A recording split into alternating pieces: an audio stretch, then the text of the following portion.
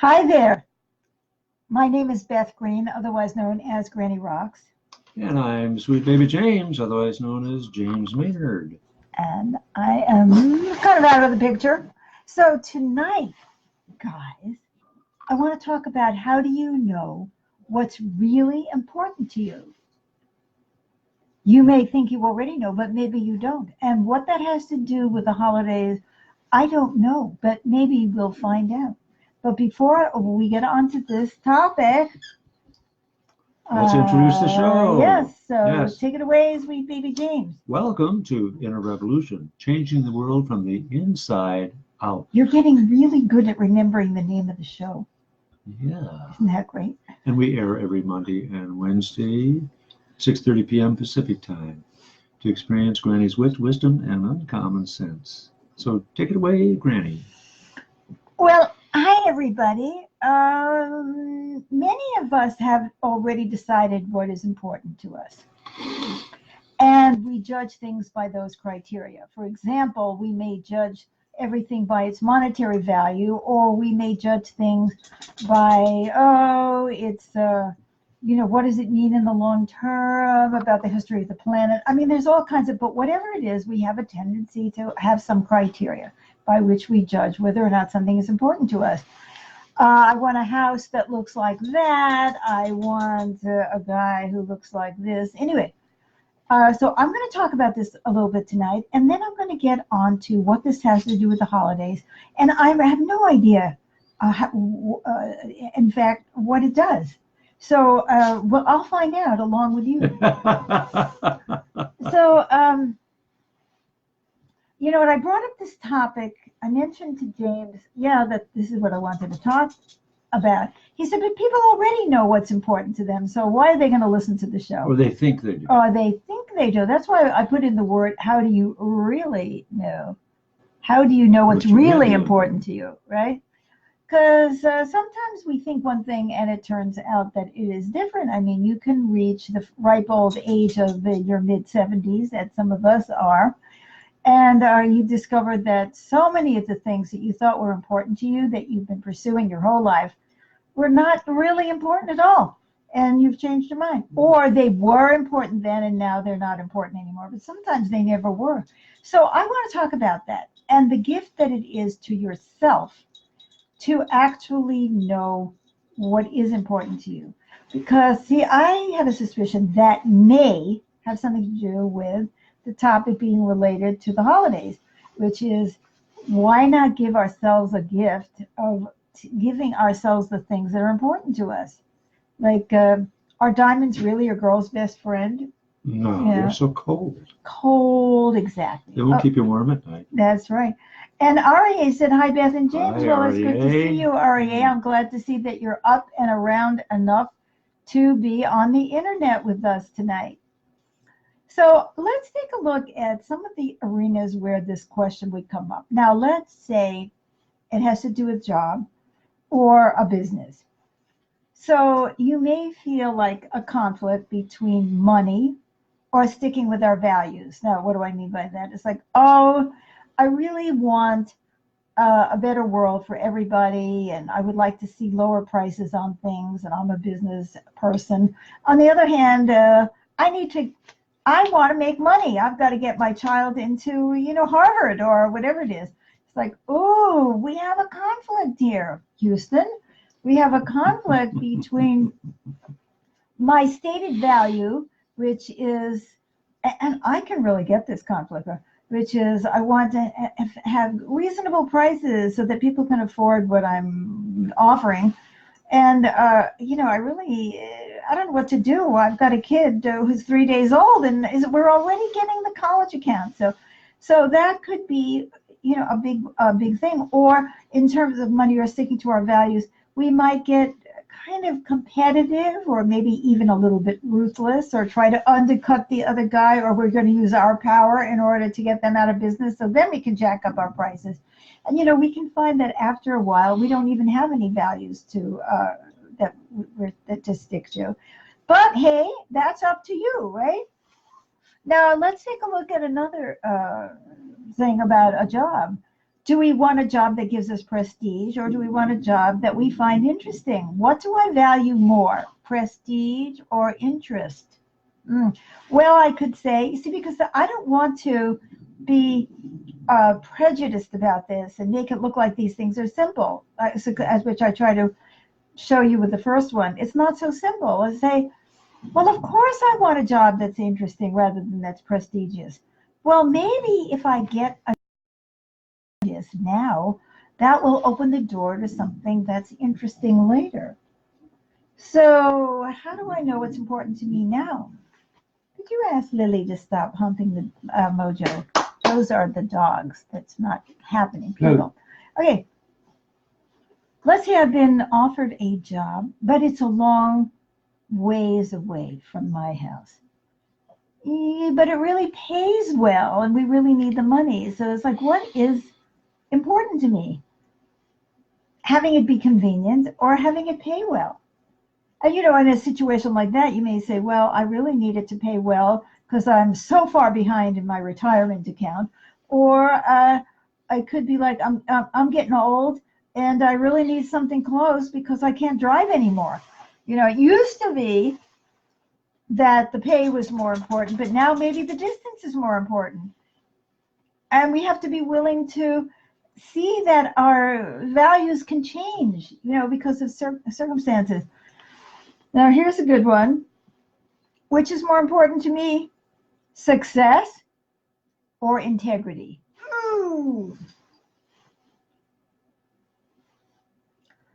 Does anybody even know about my integrity if I'm not successful? So, oh yeah, I'm really, I have great integrity, but nobody even has heard of me. So to even know that anyway, so those are just some examples of a work or business. Now let's talk about a potential boyfriend, girlfriend, or a non-binary friend, which is so important, looks or character. Well, I mean, some people would say, well, it's obvious that it's character. But for some people, really, looks is more important. And so because what they're trying to compensate them about something about themselves, or they want to look good to others, or something like that. So, the man who's walking around with the gorgeous woman on his arm, I mean, that may be really good for his business, right? Or his ego, or his sense. You say, oh my God, my self-esteem is totally tied up in this. This is why it's important to me. Okay. What about in this same boyfriend, girlfriend, or non-binary friend, compatibility or sizzle? What's important to me there? Do I want somebody who's compatible? Oh, that can be so boring. We're just so compatible. It's just so wonderful. What I want is sizzle. I want excitement. So, okay, whatever, Do you actually know? What about choosing somebody who's going to please your family and fit in with the family? How important is that to you versus somebody who fits in with you? Oh my God, I hate the idea of going down there at Thanksgiving with my white boyfriend who's grown dreadlocks and is smoking dope. I mean, how is that? Is he going to fit in with my family? Oh, my family's important to me. I need my sister. I need my mother. I need my father. I need I need somebody who's going to fit in. Okay. So he speaks ancient cockatiel. That's his language. And you know what I mean? And he's not going to fit in with my family because my family only speaks modern cockatiel. Anyway. So, these are questions that come up, right? Okay, now let's look at a home. Do we want a home that's impressive, large, majestic, large grounds, let's say, or a home that's cozy, small, I can pay for the power bill? Ali said, oh, something that says Turkish in there. Good morning from Turkey? Something like that. We don't know. It says hello in Turkish, good morning, and those are the words we recognize. We'll get back to his comment later when we have a translation. Okay. So, it sounds so obvious. Well, you want a house that's cozy. Well, maybe I don't want a house that's cozy. Maybe I find a cozy house makes me feel small, and I really need something large for my self-esteem. Or you see what I'm saying? I mean, again, I just don't want to prejudge things because certain things sound better than others. Okay, what about in a home? Conveniences, close to conveniences, or close to the trees? James and I are going through this right now. How do I know it's really more important to me? And how has that changed in the last 70 years, right? Mm-hmm. You know, there was a time when the river was the most important thing, and, you know, maybe it isn't anymore. So allowing ourselves to change. And I'm going to give one more example. In food, what's important to me? Gratification or health? Now, I want to say it's health, of course it's, but is that really true? I mean, am I being honest with myself?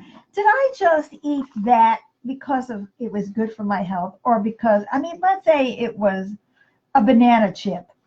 You know, I can pretend that's healthy, but maybe I can't pretend that's healthy because I can't eat more than 2 banana chips without getting sick, and I just ate 4. So, okay, so which was more important to me? Why did I actually need that gratification at that moment? You know, maybe there was an emotional need, and at that moment it was more important for me to take care of the emotional need than to take care of my health. God forbid that that should be true, but it happens. What about convenience or flavor? Mm-hmm. It may take longer to cook something in a flavorful way, and we just want to do something. Take it out of the freezer. Get those frozen vegetables out, even if they do taste like, you know, I don't know what. So I've just gone through 4 kinds of scenarios where we are having to make a decision about what we're going to do. Some of these are long-term decisions, you know, like buying a house or moving or whatever it is, or getting to a relationship. Some of them are shorter, like, oh, should I eat this or shouldn't I eat it? But actually, everything has an effect. You know, it is absolutely true that what you choose this moment might affect you for the rest of your life. Okay, so I ate that banana. Hmm, hmm. You know, was that really the right thing for me? And how much damage is that going to give me? So if we're facing choices, who doesn't face choices? So I would like you to take a moment and think about what kinds of choices you face every day, and also maybe at this time of your life. How to spend your money, who to be with, whether or not to move, change jobs, have a baby, right? Think about it. And once you have something in mind, ask yourself, what values am I applying to this choice? And whose values are they? Are they my family's values? Are my friends' values? My society's values? The value of the person I think I'm going to end up with as a permanent mate? Am I judging things by something that's going to happen in the future? Oh, I can't move there because I'd never find a guy or a girl or a non-binary person in that neighborhood. So I can't go with what I want. I have to be somewhere where I think that person would be. So think about that. So as you're thinking about those choices, ask yourself, whose values make this important, and whose values would make that important? I realize that a lot of you aren't going to be here live tonight, but you can always do this later. And then ask yourself the big question. If I don't choose this, or I let this go, how would I feel if it were gone? So instead of focusing on in terms of what I want, feel it as, let's say I could have this, or I could choose this, or I already have it. How would I feel if it were gone? So let's say you have chosen a mate who is not the best looking, or the youngest, or the richest, or the one with the most sizzle, but maybe the one you feel safest with.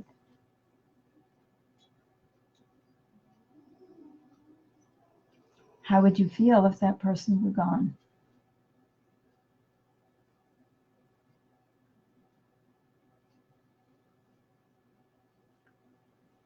Maybe you're living in an older house in not such a prestigious neighborhood, and you feel like you have to move up in the world. Bigger, better. You can afford it now.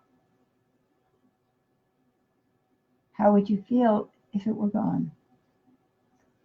If you feel tears coming up for you,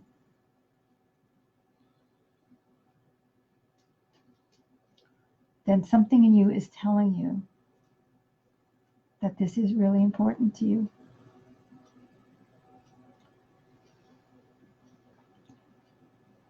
It seems like in life, we don't get to choose this and this and this and this. Some choices exclude others. Maybe you can live in two places at the same time. I can't.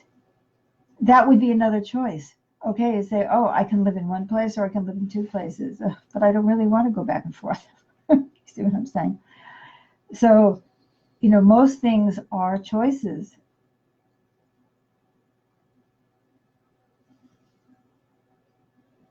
Open your heart to yourself, your deepest self.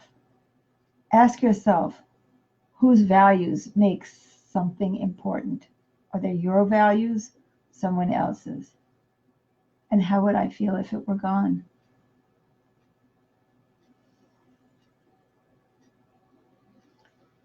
Giving yourself that possibility, that option, that taking a breath and looking carefully and deeply is a great holiday gift. Going into the new year, there are a lot of new things that are going to come up for you, as they are for us. Sweet baby James and I are facing some major changes in our lives, and we have to answer these questions. What do I value here in this situation? And sometimes we don't even have the choice. It's like, I have to do this because I have to do this. I have no choice. But when I do have a choice, what do I value? Is there anything you would like to add? Well, I just was going through in my own mind, first on the day-to-day kind of level, the choice between healthy food and tasty, gratifying food. And I've given up things like sugar-based foods for healthy foods. And if those gratifying foods were gone, fine. They already are gone, And yet a few years ago, you would never have dreamed that that would be your choice. Right. I always thought I'd get away with whatever I wanted to eat and I'd be okay. But now I realize I've got to have good health for body, mind, and spirit. And that's such a great example of how those needs can change. Yeah. Because when we're young, so many of us have the rather foolish idea that we can get away with anything. Mm-hmm. And we actually don't, but we'll pay for it later. That's right. Right? That's Play right. now, pay later. Mm-hmm. It feels like there's one more thing. I know the audience isn't here to write to us, but I know you'll be there. Anything else that's coming up for you, James? Well, on a deeper level, on the matter of choosing a mate or a partner, we have the compatibility, we have stimulation on all levels. The mental, the emotional, we have the love. And I wasn't going for looks. When you and I got together, you weren't going for looks when you chose me. We were going for compatibility. And it's been, and I would, if I didn't have you, I'd feel devastated. So that shows how important you are to me. Thank you. Yeah. Now that was oh yes. So there is the last piece on this. Uh-huh. Give a Christmas gift or a Hanukkah gift or a Kwanzaa gift or whatever kind of gift to someone you care about by telling them just how important they are to you. Mm.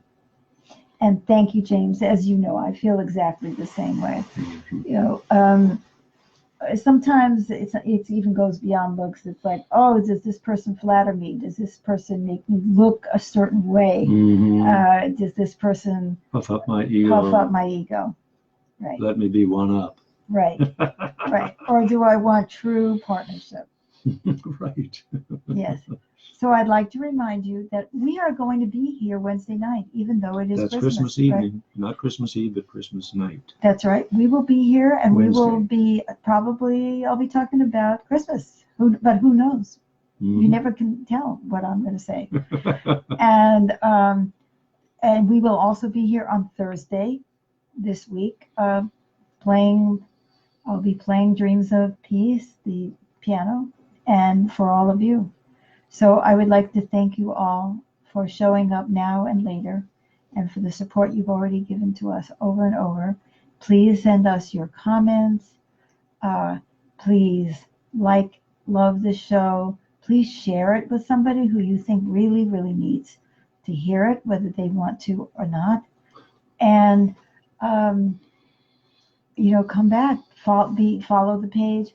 Also, we have a program that meets every Wednesday night called Seeing Through New Glasses, and details of that are going to be on the on the post as soon as I get to it. And finally, I just might add that's especially significant in the new year. What kind of seeing through new glasses might be best for you? That's such a true point. And it's a great group, and I lead it personally, and you get the benefit of whatever I have to offer. And finally, I am an intuitively guided counselor. Perhaps you should give yourself a gift of a session with me. Just go to Beth Green, BethGreen as the color.org, and you can read BethGreen.org, right. You can read about all of these things. So God bless you. Yeah. And let us know your thoughts. Mm-hmm. Bye-bye. Bye-bye.